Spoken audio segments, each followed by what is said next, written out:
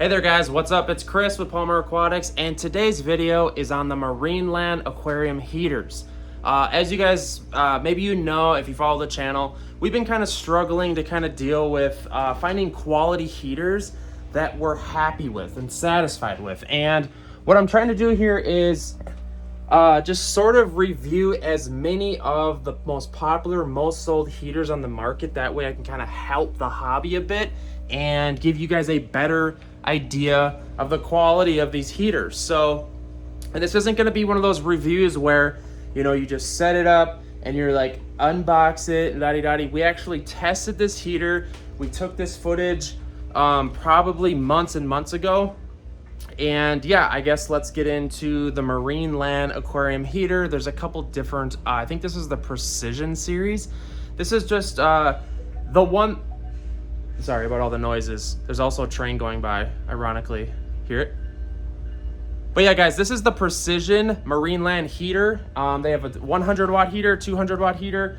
We picked up the 300 watt heater. So without further ado, rewind a couple months ago when I picked up the Marineland Precision Submersible Aquarium Heater. This is a 300 watt heater. I feel like if you're going to buy a 200 watt, you might as well just buy a 300 watt.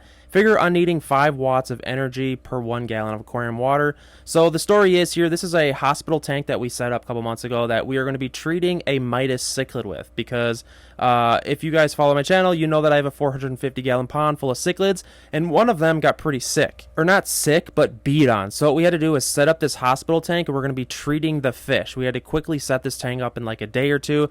It's kind of cool though, because this is actually like the first legit aquarium setup in my basement. It's just the start of the madness. The Marineland Aquarium heaters look pretty much like all the other heaters on the market. Some of them look a little different. The Eheims kind of have a round dial at the head of them.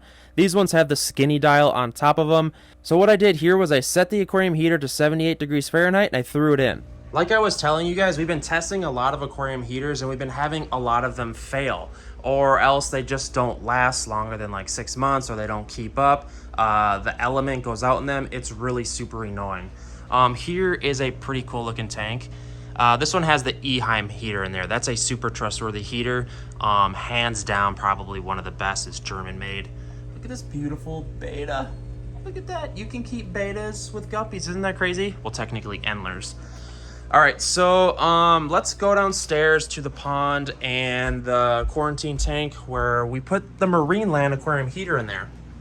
By the way, I'm in the mix of kind of painting everything down here. And we got water in the basement because we've had tons of rainfall. Here, let's shut off these fans so that you can actually hear us. So here's the 450 gallon pond. None of the lights are on right now. Let me turn the lights on, maybe give you guys a glimpse, because this is pretty sick. So what happened was we had a cichlid in here, a Midas cichlid. Let me stand back here a little bit. Whiskey, I'm trying to do a video, okay? Give me a minute, okay? 400...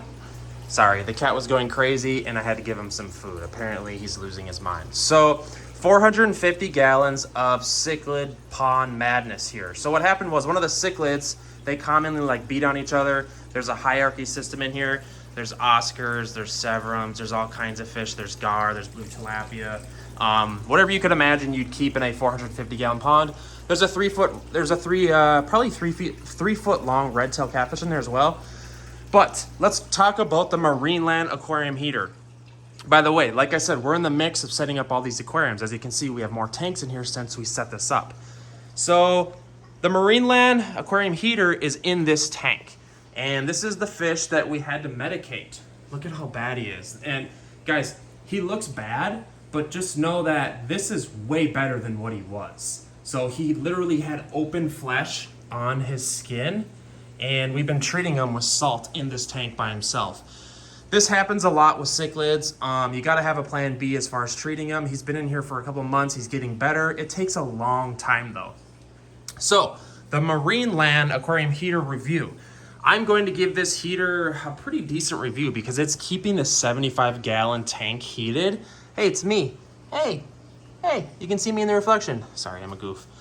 A lot of heaters will not keep up in a tank like this because technically this is a 75 gallon aquarium. So you probably want like 400 watts of aquarium heater in here, and there's only 300 watts. So it's keeping it adequate to temperature. which is impressive. Hey, are you here to cause trouble too? I just kicked out your brother. Yeah. Did he tell you? Yeah. I don't want you guys meowing down here while I'm trying to do a video. But yeah, the heater, guys, it's a super simple design. Let's see if we can get a better look at it. Super simple design. If you're wondering my opinion on it, I would buy it. It's pretty decent as far as like what else is on the market. You know, if you get on Amazon, there's all kinds of like cheap Chinese poorly built heaters. Here, let me flip the cam. But yeah, like I was saying, there's a bunch of poorly built heaters, and ask me how I know, because I've been testing them. Companies send them to me to test. What is that? Oh, it's a sick piece of driftwood, bro. That's gonna go in a 75-gallon tank. You think I can get this to fit in this tank? I know these tanks look smaller in camera, but this is a 75-gallon tank. Same with those. This is gonna be 4 75-gallon tanks right here in this build. But yeah, the heater, guys, my 2 go-to brands right now are the Eheim and those Marinelands. So I guess without further ado, I'm gonna end this here. Keep it short and simple because I don't want to kind of bog this down with too much info or like sidetracking. I know a lot of you guys comment, you're like, hey Chris, your ADHD is getting side railed again. I know it's hard, but one more thing before we go. Check out this sweet sump. This is on my pond, obviously. So what happens is there's a pump in the water, right? The pump brings it in the tank, the acrylic tank here on the side of the pond.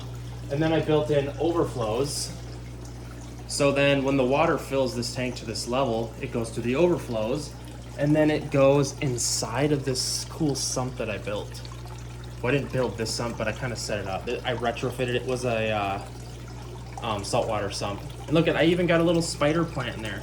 It's so cute, right? It's filled with lava rock. It's pretty cool. It's pretty cool. I've been kind of geeking out with it. And I also have this acrylic tank over here. See that guy? I think I'm gonna fill this with lava rock and also have like it come out the side and fill that. So that way there's gonna be a ton of filtration on the pond here. Also have a quick little DIY 5-gallon bucket build. That's just like a cool little sump. But yeah, guys, without further ado, I'm gonna end this. My review on the Marineland Aquarium heaters are 4 stars. Just because, you know, to give it 5 stars, I would like to use it for like 3 years, because that final test of an aquarium heater is the longevity, and I don't really know that yet. I've given it a couple months test, but a lot of times the true test with heaters is if it keeps up, and because a lot of the cheaper made ones, they just don't heat the water. So get yourself a thermometer, and that's how you can test it. All right, guys, give the video a like and subscribe. Hopefully I helped you with this. Yeah, Marineland Aquarium heaters.